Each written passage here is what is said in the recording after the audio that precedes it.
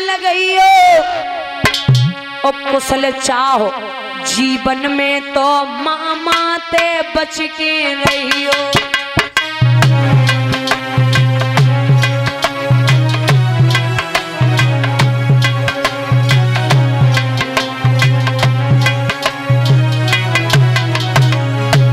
पहले मामा प्रमाण दे रही हूं, पहले मामा श्रवण कुमार जब नीर भरन को सरयू तट पे आओ, श्रवण कुमार के मामा है राजा दशरथ। राजा दशरथ ने बाण चलाओ सुरलोक को लला सिधाओ।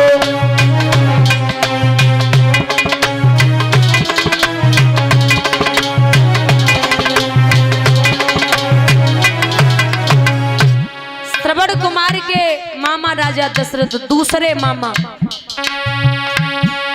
मारीच बना था माया मृगजन सीतारण कराओ।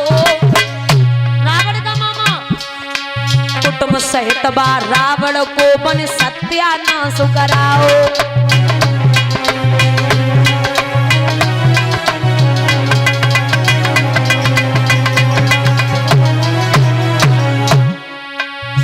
तीसरे मामा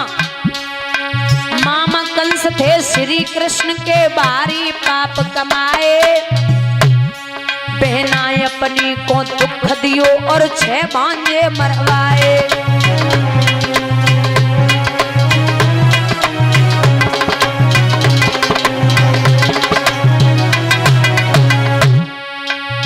चौथे मामा शकुनी मामा दुर्योधन को महाभारत रचवाओ।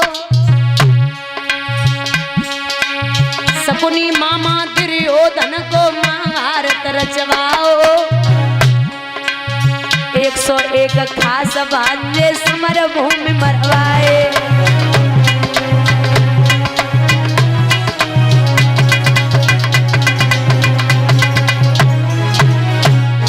पांचवें मामा भगवान कन्हैया किसके मामा? अभिमन्यु के। अगर भगवान न चाहते, भगवान वहां अर्जुन को लेके न जाते तो अभिमन्यु को कोई नहीं मार सकता था।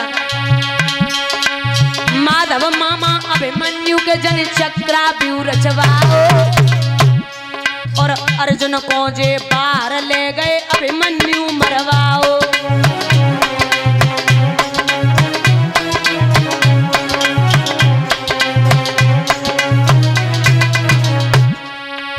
छठवें मामा कछु कटवाए दे कछु मरवाए दे कछु करवाए दे घायल। कछु कटवाए दे कछु मरवाए दे कछु करवाए दे घायल। मामन में नालायक मामा उरही बालो।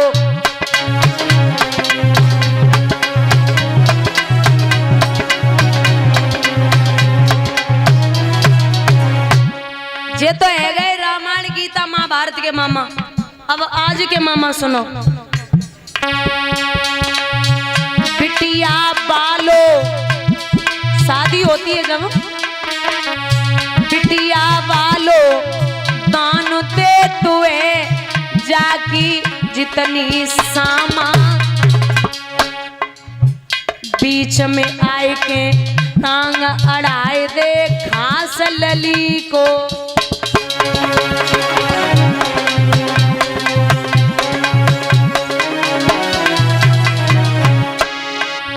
ऐसी बात बताए रहे तुमको, बात को ध्यान लगाइयो।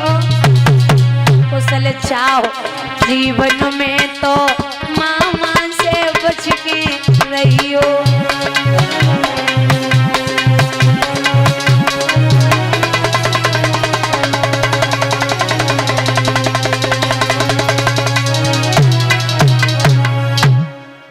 भैया यहाँ बाबा नारद पहुंचे, कंस गद्दी से नीचे उतरा। आइए श्रीमन क्या संदेशा लाए हैं? बोले राजा हाँ महाराज, कृष्ण और बलराम का क्या हुआ? वो कुछ भी नहीं हुआ, बहुत यत्न कर लिए। तो जवाब दो कि काम कर, मैं तुझे लास्ट युक्ति बताता हूं। कौन सी? अनुष्ठान रचाए ले भोज राज और धनुष यज्ञ करवाई लीजिए। वृंदावन के जितने यादव सब न्योता दे बुलवाई लीजिए। जब आ जाए दोनों बालक तो उनसे नेह लगाए लीजिए और धोखा करके ओ राजा उन दोनों को मरवाए दीजिए।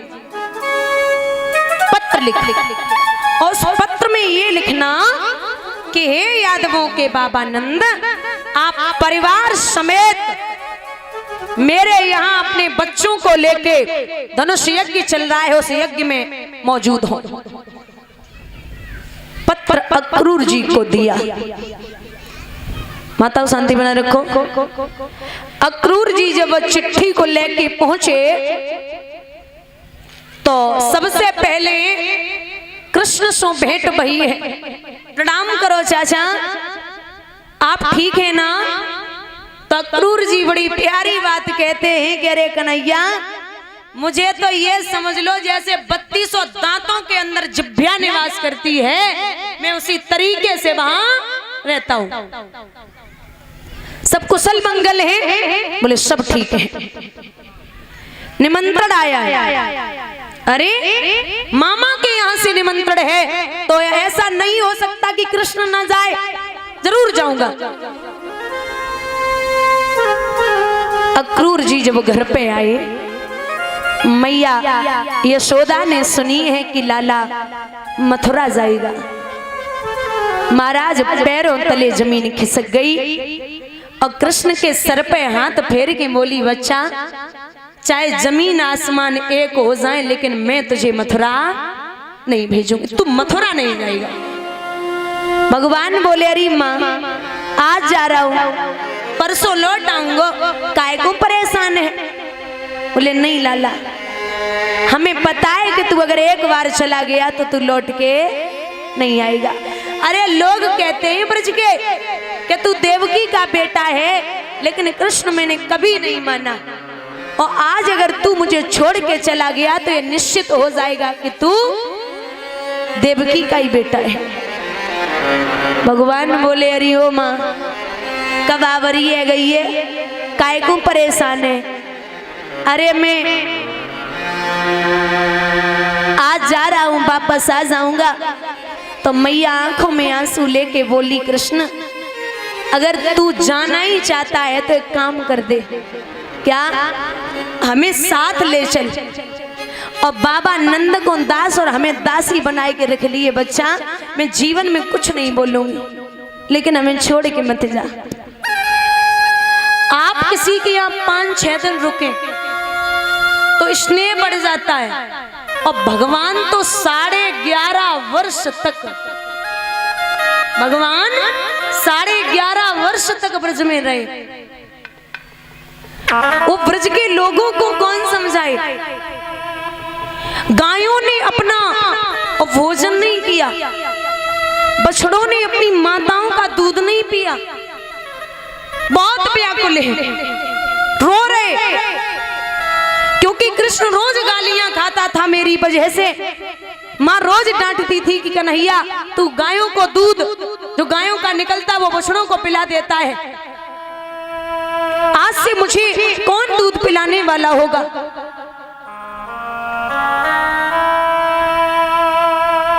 कृष्ण की आंखों से अश्रुधारा बह रही है। गोपियां दरवाजे पे बैठी, कन्हैया हमें पता है तुम मथुरा क्यों जा रहे हो, क्यों? वहां ज्ञानवान धानी पंडित अनेक रहे, यहाँ गोप ग्वाल और गोपियां गमारी हैं, वहां संगमरमर के बने महल हैं। जवाब दियो कि यहाँ घास फूस की बनी झुपड़ियां, वहां संगमरमर के बने महल और अटारी हैं, यहाँ फुवरियों के बने हुए साग, वहां 56 प्रकार के भोजन बनाती सुकुमारी हैं। हमें तो पता है गोविंद, जहां आपकी रुचि होगी आप वहीं जाएंगे।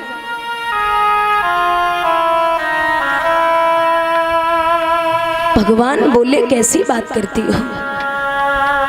अरे गोपियों, आपका और मेरा बड़ा अटूट प्रेम है, इसे कोई नहीं तोड़ सकता।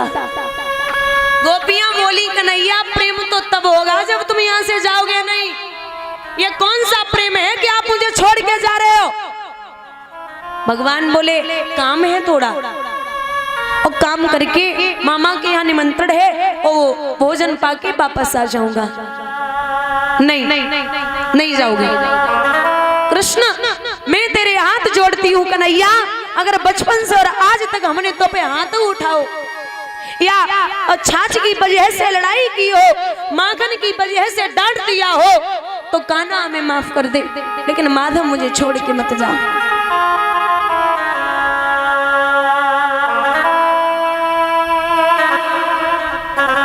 मां यशोदा घुटनों के बल जमीन पे पड़ी, जैसे एक 4-5 दिन के बच्चे का मां ख्याल रखती है। महाराज कृष्ण को मैया ने लिटाई लियो घुटनन पे और माथे पे चुम्बन करके बोली बच्चा हमें माफ कर दे, लेके चल, मर जाऊंगी तेरे बिना कन्हैया। अरे लोग कहते हैं कि कौआ कोयल के बच्चों को बड़े प्रेम से पालता है, लेकिन जैसे ही वो बड़े होते अपने परिवार के साथ मिल जाते हैं।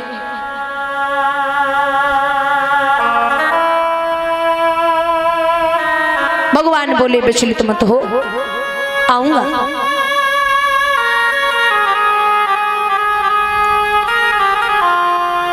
रोते रोते 4 बज गए। ब्रह्म मुहूर्त में भगवान ने स्नान किया। 5 बजे रथ बाहर निकला तो जैसी रथ खड़ो भयो, 22 समय पे महाराज राधा रथ के आगे वाले पहियों से लेट गई। भगवान की निगाह पहुंची, राधा लेटी हुई, झट से भगवान नीचे उतरे। क्या हुआ? भगवान के गले से लग के राधा रोई। कृष्ण कहाँ जा रहे हैं आप?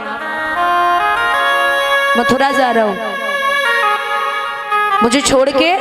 अरे पगली, छोड़ के कहाँ जा रहा हूं? आज जा रहा हूं, परसों आऊंगा। राधा बोली कन्हैया कुछ कहना है? कहो। बोले ब्रज के लोग कहा करते थे कि आप बहुत बड़े छलिया हो, लेकिन मैंने कभी नहीं माना, और आज अगर आप चले गए तो निश्चित समझ जाऊंगी कि आप छलिया हो। भगवान बोले तुम तो जानती हो मैं क्यों आया हूं, और तब भी पागल हो। राधा कृष्ण का चेहरा देख के बोली गोविंद आप शायद नहीं जानते कि हमारी जान निकली जा रही है।